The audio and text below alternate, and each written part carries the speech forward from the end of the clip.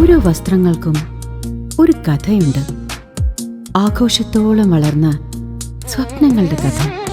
ഓരോ നൂലിഴകളും നെയ്തെടുത്ത ആത്മവിശ്വാസത്തിന്റെ സൗന്ദര്യം. ഈ ബന്ധം ഒരു വികാരമാണ്.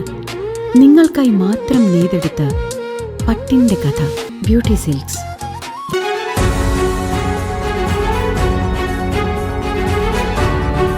ഉത്രാളിക്കാവ് ക്ഷേത്രത്തിന് സമീപം നിയന്ത്രണം വിട്ട കാർ മതിലിലിടിച്ച് 3 പേർക്ക് പരിക്ക്.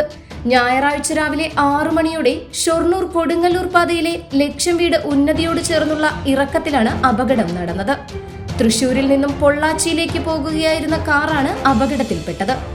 അപകടത്തിൽ പൊള്ളാച്ചി സ്വദേശികളായ 40 വയസ്സുള്ള ബാലകുമാർ, 47 വയസ്സുള്ള സെന്തിൽകുമാർ, 27 വയസ്സുള്ള രാജ എന്നിവർക്കാണ് പരിക്കേറ്റത്.